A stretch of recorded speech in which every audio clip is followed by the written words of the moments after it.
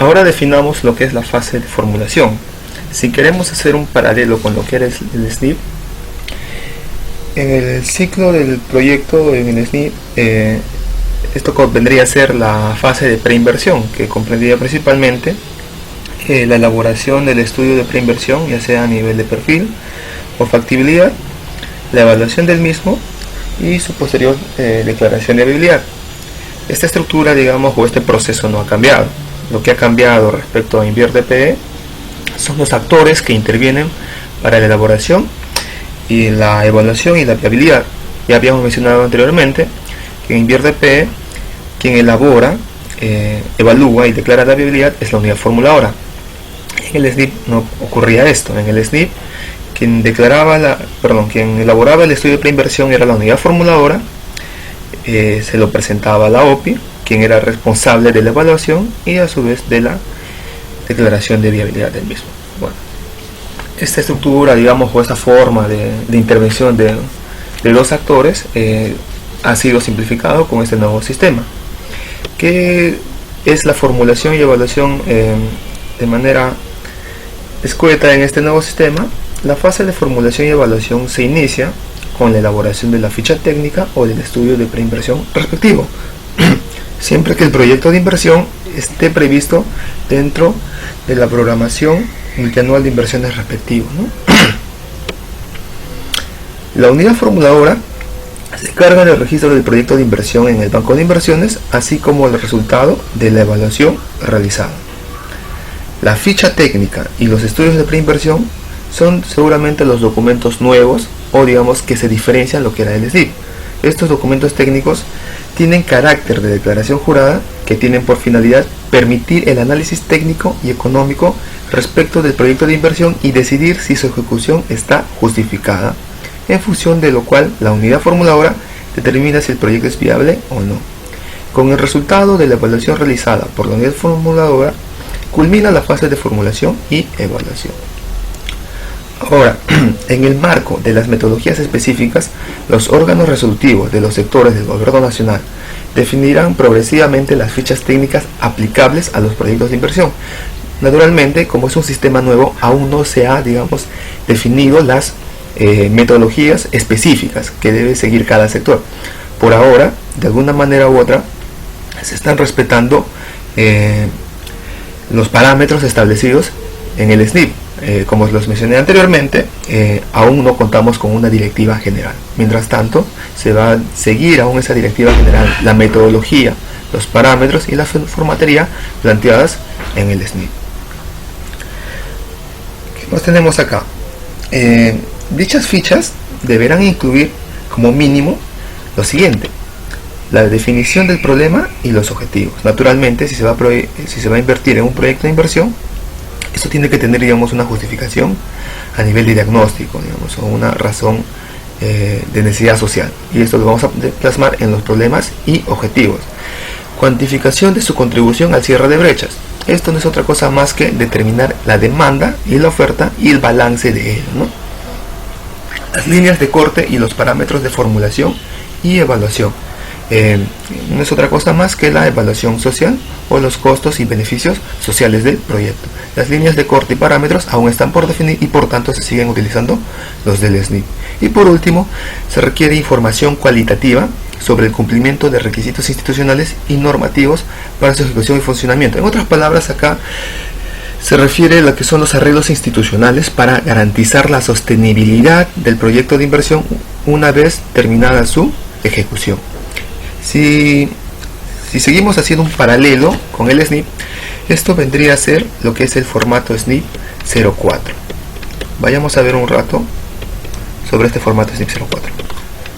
Bueno, toda la formatería para la elaboración de proyectos de inversión pública las vamos a encontrar en la página del MEF. Vayamos a la página oficial del MEF, nos vamos a la pestaña de inversión pública. Acá está todo lo que es referido a los proyectos de inversión pública. Tiene una sección que habla sobre todo lo que es InvierdPE, su directorio, sus capacitaciones. Bueno, nos va a importar irnos a anexos y formatos. Como les había mencionado, se están utilizando aún los anexos y formatos del SNIP, ya que aún no se cuenta con directiva general de INVIERDP. Vale, vamos a la pestaña de formatos. ¿Y cuál era su similar en el SNIP? ¿Cuál es su similar en el SNIP a la ficha técnica? Lo más parecido a ello es esto, el formato SNIP 04. Si nos descargamos este archivo, lo guardan donde ustedes desean, abrimos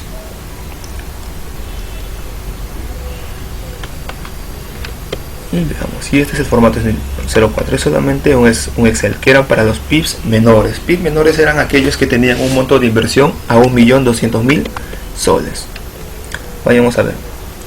Respecto a la ficha técnica también hay muchas diferencias, se han simplificado muchas cosas. Como habíamos mencionado, se empezaba mencionando o planteando el problema y sus objetivos. Entonces, naturalmente, en el formato SNIP 04 ya no, digamos, sería importante todo lo que es estos aspectos generales: código SNIP, nombre del PIB, responsables funcionales, la unidad formuladora, la unidad ejecutora y todo eso. Lo que más importaría, digamos, en la ficha técnica es desde la identificación, una breve descripción de la situación actual, un diagnóstico, es lo que sería acá, y vendría acá lo más importante, plantear el problema y sus causas, ¿no? Luego de plantear el problema y sus causas, desarrollamos los objetivos, que es, digamos, la situación positiva de los problemas, los cuales se van a explicar en los siguientes módulos. Y por último, los medios fundamentales, que a partir de acá se plantean las acciones a realizar con el proyecto de inversión pública, ¿no? Ese es un poco técnico, ¿no? Luego, cuantificación. El siguiente punto de una ficha técnica era cuantificación de su contribución al cierre de brechas. Había mencionado que era principalmente lo que es el análisis de la demanda, la oferta y el balance de la oferta y demanda. Y el siguiente punto eran las líneas de corte y los parámetros de formulación y evaluación respectivos. En este caso nos va a importar ya más que todo, luego de haber definido el balance, es, digamos, el planteamiento técnico, definición de metas y plantear el costo, los costos a precios de mercado para recién realizar la evaluación social. A partir de ello, de la evaluación social, planteamos o desarrollamos los indicadores sociales, indicadores que van a justificar al menos la rentabilidad social del proyecto de inversión pública. Bueno, esto se extendería hasta lo que es por acá, digamos. Principalmente nos iríamos hasta acá, los beneficios sociales. Cronograma de ejecución ya pasaría a ser, digamos, poco irrelevante en la ficha técnica. Y luego el último punto se refiere a información cualitativa sobre el cumplimiento de requisitos institucionales y o normativos para su ejecución y funcionamiento según corresponda. En este caso se está refiriendo principalmente a la sostenibilidad. Y en la sostenibilidad, ¿qué se va a hacer? Establecer los arreglos institucionales, más que todo con las entidades que van a hacerse a cargo de la operación y mantenimiento del proyecto. Ya se había mencionado que en este caso va a ser, digamos, la institución a cargo de la operación de la unidad productora. En este caso se van a establecer todos los acuerdos, compromisos, vías, documentos, ¿no? Eso sería, digamos, lo más importante de la ficha técnica. El formato SNIP 04 también incluye impacto ambiental y otros temas complementarios, ¿no? Eso sería, digamos, la principal diferencia respecto a este formato SNIP 04. Bueno, la Oficina de Programación Multianual de Inversiones de cada sector del Gobierno Nacional propone a su órgano resolutivo la estandarización de proyectos y las fichas técnicas respectivas. Ahora, ¿cuál es lo más novedoso, digamos, en este sistema de inversión y en esta fase? Lo más novedoso en esta fase y en este nuevo sistema es la creación de fichas técnicas para proyectos estándar. ¿Qué entendemos por proyectos estándar o fichas técnicas? Para estos proyectos estándar son formatos estandarizados precargados con datos para las principales variables para el diseñamiento y costos de un proyecto. Ahora, las OMIs sectoriales serán las encargadas de recomendar aquellas tipologías de proyectos que se puedan estandarizar, y las fichas técnicas brindan una justificación técnica y económica clara y concisa, tal como ya hemos visto en la comparación con el formato SNIP 04. ¿Cómo se clasifican estos proyectos? Los proyectos estándar, de acuerdo al estudio que realizó el MEF, se han identificado hasta 51 tipos de intervenciones estándar, entre el 70 y 80% del presupuesto de inversión que evaluaba el SNIP. Entonces, a partir del 2017, el MEF, en conjunto con los sectores, desarrollará progresivamente fichas técnicas necesarias. Recordemos que aún estamos en una etapa de transición. Entonces, ¿qué son los proyectos no estandarizables? Son aquellos, digamos, que no cumplen, digamos, una estandarización y por tanto requerirán un estudio de preinversión. Asimismo, las oficinas de programación multianual de inversiones de cada sector del gobierno nacional propone a su órgano resolutivo la estandarización de proyectos en las fichas técnicas respectivas. En el caso de los proyectos de inversión cuyo monto de inversión sea menor o igual a 750 unidades impositivas tributarias, recordar que una unidad impositiva tributaria equivale a 4.050 soles al año 2017. Bastará para su análisis técnico y económico con la elaboración de la ficha técnica simplificada para la tipología del proyecto de inversión que apruebe el sector funcionalmente competente, ¿no? Ahora, para efectos del Sistema Nacional de Programación Multianual y Gestión de Inversiones, se consideran proyectos de inversión de alta complejidad a aquellos que tienen un monto de inversión mayor o igual a 15.000 unidades impositivas tributarias, o a la línea de corte definida para la tipología del proyecto por el sector funcionalmente competente, o aquellos que no sean estandarizables. El sector del gobierno nacional funcionalmente competente determinará la estandarización de los proyectos de inversión de su competencia funcional. Entonces, en este caso, todos los proyectos de inversión considerados de alta complejidad deberán contar con los estudios de preinversión a nivel de perfil respectivos como requisito para su evaluación y de corresponder su declaración de viabilidad. Los estudios de preinversión a nivel de perfil deberán contar como mínimo con lo siguiente. Son estos: el diagnóstico del estado situacional o necesidad que se pretende resolver y de los factores que influyen en su evolución. En este caso, si hacemos un comparativo con lo que era el SNIP, ya no es relevante desarrollar los aspectos generales, así como vimos en el formato 04. En el estudio de preinversión también se hablaba de aspectos generales referidos a la unidad formuladora, unidad ejecutora, entidad que se va a hacer a cargo de la operación y mantenimiento, el marco de referencia, entre otras cosas. Lo más importante acá es desarrollar el diagnóstico. Es una descripción, digamos, de la situación actual, explicar qué es lo que ha conllevado, digamos, a esa situación y de continuar así en el futuro, cómo va a evolucionar esto, ¿no? Eso es el diagnóstico de la situación actual. Una breve descripción de las entidades involucradas, así como de los beneficiarios, y a partir de ahí pasar al siguiente punto, que es definir el problema, sus causas, sus efectos y un análisis, digamos, antagónico de ello es plantear los objetivos, que es la situación positiva a los problemas. Luego tendríamos el estudio del mercado del servicio público, que es el análisis de la oferta actual, es luego optimizar la oferta, la demanda actual, la proyección futura y cálculo de la brecha, simplemente.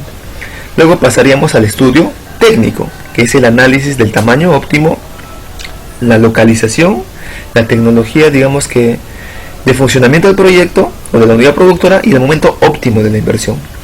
Luego pasaríamos a desarrollar la identificación, medición y valorización de los costos y beneficios sociales, para luego obtener la evaluación social del proyecto, comparando líneas de corte o utilizando los indicadores de rentabilidad social, tales como son el BAM social o el valor actual de costos sociales. Luego se pasaría a desarrollar el plan de implementación, que es más que todo, digamos, un cronograma en el cual se definirían los recursos a utilizarse y los costos, así como el plazo para cada actividad, ya sea en la fase de ejecución del proyecto o en la fase de funcionamiento del proyecto. Y por último, el análisis de sostenibilidad, que habíamos dicho que era un análisis cualitativo para establecer los arreglos institucionales y, digamos, y atar instituciones que se van a hacer a cargo en la etapa de formulación y evaluación, en la etapa de ejecución y en la etapa de funcionamiento del proyecto. Ahora, para aquellos proyectos de alta complejidad que tengan un monto de inversión mayor o igual a 407.000 UITs, se realizará un estudio de preinversión a nivel de perfil reforzado. Si queremos hacer un comparativo con el SNIP, esto vendría a ser un estudio de factibilidad, y que para hacer un estudio de factibilidad solo necesitaba que este proyecto de inversión pasara a los 20 millones de soles. Con este rango mucho más amplio se está garantizando evitar, digamos, el doble estudio de manera innecesaria. Ahora, el estudio de preinversión se elabora a partir de la información existente, que es, digamos, fuente de información secundaria, juicio de expertos e información primaria para las variables relevantes para tomar una decisión de inversión. Sin embargo, el perfil reforzado, lo que era una factibilidad y que mantiene la esencia en este nuevo sistema, profundiza el análisis de la alternativa seleccionada, pero con solamente información primaria. A efectos de fomentar la aplicación de lo dispuesto en el presente numeral, la Dirección General de Programación Multianual de Inversiones coordinará reuniones con sus OVNIs sectoriales, ¿no? Ahora, ¿qué pasa en aquellos proyectos que requieran endeudamiento público? En el caso de estos proyectos de inversión a financiarse con recursos provenientes de operaciones de endeudamiento público mayores a un año o que requieran el aval del Estado, la OVNI respectiva y la Dirección General de Programación Multianual de Inversiones determinarán la unidad formuladora responsable de la formulación y evaluación del proyecto como requisito previo a la elaboración de los estudios de preinversión que correspondan. Si hacemos un resumen, en esta fase tenemos los siguientes niveles de estudios considerando sus montos respectivos. Si es menor o igual a 750 UITs, a los 4.050 soles en este año, que equivaldría a 3.04 millones, se requeriría solamente una ficha técnica simplificada. Pero si el monto de inversión está entre 750 y 15.000 UITs, es decir, hasta los 60.8 millones, se requerirá una ficha técnica. Pero si el monto de inversión es mayor o igual a estas 15.000 UITs hasta los 407.000 UITs, es decir, hasta unos 1.648 millones, se requerirá un perfil. Y como habíamos dicho, si pasa a los 407.000 UITs, que es mayor a los 1.648 millones de soles, se requerirá un perfil reforzado, ¿no? La fase de ejecución. La fase de ejecución no ha cambiado mucho respecto a lo que era el Sistema Nacional de Inversión Pública. Es prácticamente lo mismo, solo que hay algunas variaciones respecto a lo que es presentación de las modificaciones respecto al PIB viable con el expediente técnico o estudios similares. Pero vayamos a definir algunas cuestiones, ¿no?, antes de ahondar en ello. La fase de ejecución comprende la ejecución financiera y física con cargo a los recursos asignados a las inversiones conforme a la programación multianual y aprobados en los presupuestos. ¿Qué quiere decir esto? Que la entidad a cargo de la ejecución física o la ejecución del proyecto tiene la autonomía para hacer los gastos, así como la implementación del proyecto. La fase de ejecución se inicia con la elaboración del expediente técnico o documentos equivalentes para los proyectos de inversión viables o para las inversiones de optimización, de ampliación marginal, de reposición y de rehabilitación aprobadas por la unidad formuladora. Dicha elaboración debe sujetarse a la concepción técnica y dimensionamiento contenidos en la ficha técnica o estudio de preinversión, los cuales se desarrollaron en la formulación y evaluación del proyecto, o a la información registrada en el banco de inversiones para el caso de inversiones de optimización, de ampliación marginal, de reposición y de rehabilitación. Bueno, hasta aquí es similar. La forma, el contenido es similar. ¿En qué ha variado respecto al SNIP? Respecto al SNIP se venía haciendo lo que son en primera instancia los formatos SNIP 15. En este caso los formatos SNIP 15 presentaban la consistencia en cuanto a objetivos, metas respecto a lo que se planteó en el PIB viable y lo que se está planteando en el expediente técnico o estudios definitivos, como se llamaba en el SNIP. ¿Qué quiere decir esto? Que no se han cambiado los objetivos, no se ha cambiado la población beneficiaria, las metas, si es que han variado, son no sustanciales, y bueno, y los plazos del mismo aún guardan, digamos, de alguna manera u otra alguna consistencia con lo que se planteó en el PIB viable. ¿Qué más se presentaba en esta etapa? Se presentaba, acompañado del formato SNIP 15, un pequeño informe que sustentaba estas modificaciones principalmente en metas. ¿Se presentaba a quién? se presentaba la OPI mediante un documento oficial en la cual se solicitaba el registro de esas modificaciones. La OPI, al aprobar o dar opinión favorable a estas modificaciones, emitía un formato SNIP. Es el formato SNIP 16 de corresponder, o un formato SNIP 17 cuando se presentaban modificaciones no sustanciales. Esto tenía que ser registrado por la OPI en el banco de proyectos. Ahora, ¿cuál es el panorama o en qué ha cambiado esto? En que, como ya se mencionó anteriormente, la OPI ha perdido, digamos, relevancia o poder sobre la evaluación de estos informes de consistencia o formatos SNIP 15. Ahora esto es responsabilidad de las unidades formuladoras. Es decir, ellas se encargarán, digamos, de dar opinión favorable a estos formatos SNIP 15, a estos informes de modificaciones, y emitir el formato SNIP 16 o formato SNIP 17 en el banco de inversiones. Digo esto porque recordemos, aún no tenemos directiva general y por tanto se está respetando la formatería del SNIP. ¿Qué más tenemos acá?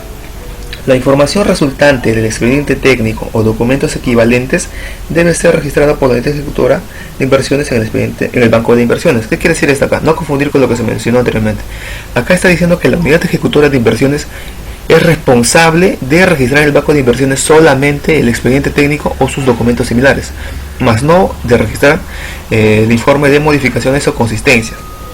Esto ya sabemos que es responsabilidad de la unidad formuladora. Además, el seguimiento de la fase de ejecución se realiza a través del Sistema de Seguimiento de Inversiones, herramienta del Sistema Nacional de Programación Multianual y Gestión de Inversiones, que vincula el banco de inversiones con el Sistema Integrado de Administración Financiera y similares aplicativos informáticos. Hay que recordar que, a diferencia del SNIP, estos sistemas se trabajaban de manera independiente y no había ningún tipo de interrelación. Y muchas veces la información presentada en un sistema no era consistente con lo que se presentaba en otro sistema.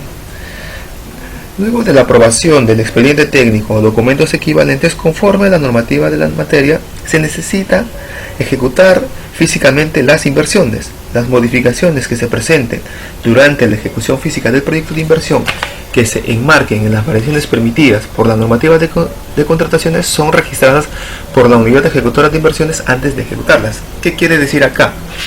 Vamos a suponer este caso. Se hizo el expediente técnico con un presupuesto tal. Entonces, naturalmente, la unidad ejecutora, como es autónoma y responsable de la ejecución, lanza un proceso para convocar a empresas y elegir, digamos, la más rentable para el Estado para la ejecución, digamos, en este caso de una obra.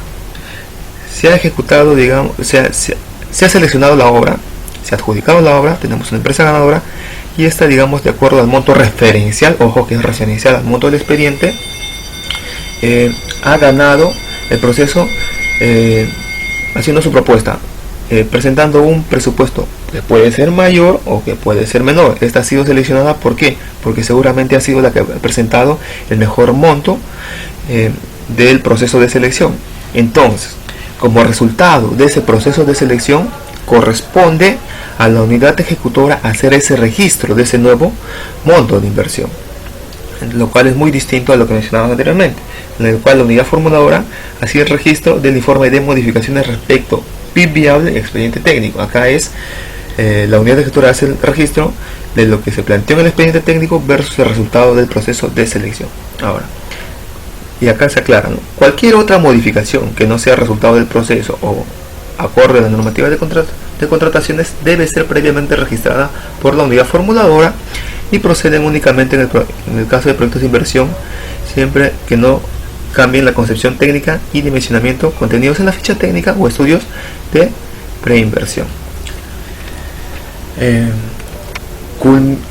Culminada la ejecución física de las inversiones, la unidad ejecutora de inversiones realiza la liquidación física y financiera respectiva y cierra el registro respectivo en el banco de inversiones.